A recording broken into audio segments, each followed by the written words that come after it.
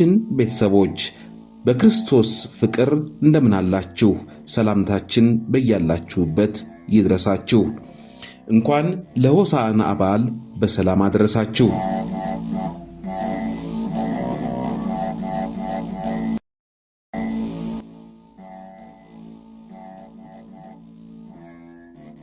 ሆሳዕና ማለት መድኃኒት ወይም አቤቱ አሁን አድነን ማለት ነው። በአብይ ጾም 8ኛ ሳምንት የሚከበር በዓል ሲሆን ከጌታችን መድኃኒታችን ኢየሱስ ክርስቶስ 9ኙ አበይት በዓላት አንዱ ነው። ከ8ቱ የአብይ ጾም እሁዶች አንዱና የመጨረሻው ሳምንት ከትንሣኤ ቀድሞ የሚገኝ የሕማማት መግቢያ ዋዜማ ነው።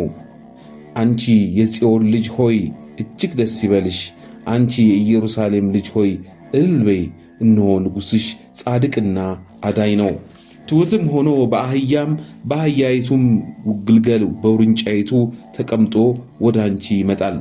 ዘካርያስ 9 በማለት በነቢያት የተነገረው ይፈጽም ዘንድ ጌታችን መድኃኒታችን ኢየሱስ ክርስቶስ ከደብረ ዘይት ቤተ ፋጌ በአህያ ውርንጭላ ተቀምጦ ወደ ኢየሩሳሌም መግባቱን በማሰብ ቅድስት ቤተ ክርስቲያን በዓሉን በድምቀት ታከብረዋለች። በወንጌሉም ጌታችን መድኃኒታችን ኢየሱስ ክርስቶስ ወደ ኢየሩሳሌም ደብረ ዘይት ቤተ ፋጌ በደረሰ ጊዜ ትንቢቱ ይፈጸም ዘንድ ሁለቱን ደቀ መዛሙርቱን ጠርቶ በፊታችሁ ወዳለችው መንደር ሂዱ፣ ያን ጊዜም የታሰረች አህያ ከውርንጫዋ ጋር ታገኛላችሁ፣ ፍቱና አምጡልኝ አላቸው። ደቀ መዛሙርቱም የሰው ንብረት ዘርፈን እንዴት እናመጣለን ብለው መፍራታቸውን የተረዳው ጌታችንም ምን ታደርጋላችሁ የሚላችሁ ቢኖር ጌታቸው ይሻቸዋል በሉ፣ ያን ጊዜ ይሰዷችኋል አላቸው።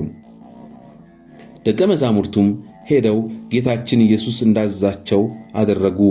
ልብሳቸውንም በአህያውና በውርንጫይቱ ላይ አድርገው ጌታችንም በእርሱ ላይ ተቀመጠ።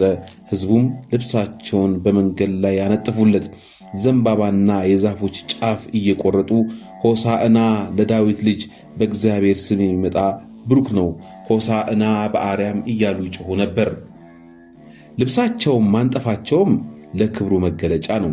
እንዲህ ባለ ክብርና ምስጋና ወደ ኢየሩሳሌም ሲገባ ከተማዋ በዝማሬና በአመስጋኞች ጩኸት ተናወጠች። የሕዝቡ ጩኸትና ደስታ ያበሳጫቸው ፈሪሳውያንና አይሁዳን የሚያመሰግኑትን ዝም እንዲያሰኝ ጌታችንን ቢጠይቁት እነዚህ ዝም ቢሉ ድንጋዮች ያመሰግኑኛል ብሎ መልሶላቸዋል።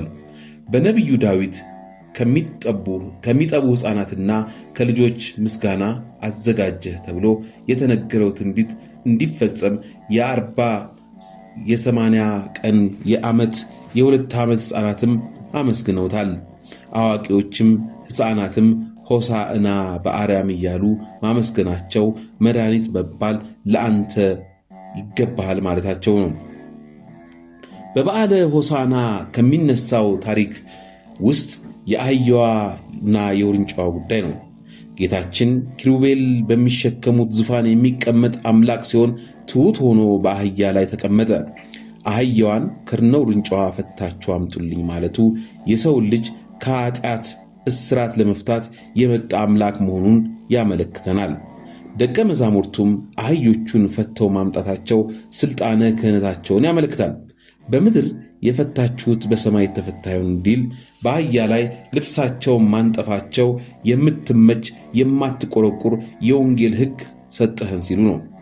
በአህያ የተቀመጠው ሰው በፈረስ እንደተቀመጠ ሰው ፈጥኖ አያመልጥም። ጌታችን ኢየሱስ ክርስቶስም ከፈለጉኝ አያጡኝም ሲል በአህያ ተቀምጧል። ከኢየሩሳሌም እስከ ቤተ መቅደስ 16 ምዕራፍ ነው። 10ቱን በእግሩ ሄዶ 2ቱን በአህያዋ በውርንጫይቱ ደግሞ 3 ጊዜ ቤተ መቅደሱን ዞሯል። ይህም የሦስትነቱ ምሳሌ 14ቱን በእግሩ መሄዱ እስራት 10ቱ ትእዛዛትን 4ቱ ደግሞ የ4ቱ ኪዳናት ማለት ነው። ክህነተ መልከ ጼዴቅ ግዝረተ አብርሃምና ጥምቀተ ዮሐንስን ያመለክተናል። ከግለሰብ ደጅ የተፈታች አህያ ጌታዋ ይፈልጋታል ብሎ ያስፈታት በፈጣሪነቱ ወይም ስለፈጠራት ገንዘቡ ስለሆነች ነው። አህያን ያልናቀ አምላክ እኛም ከኃጢአት ርቀን ብንፈልገው ማደሪያዎቹ ሊያደርገን ፈቃዱ ነው።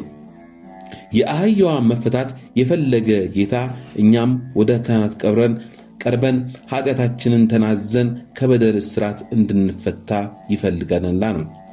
ሆሳዕና ከረቡዕ ጀምሮ የሚታሰብ ታላቅ የቤተ ክርስቲያን የበዓል ቀን እንደሆነ ይታወቃል።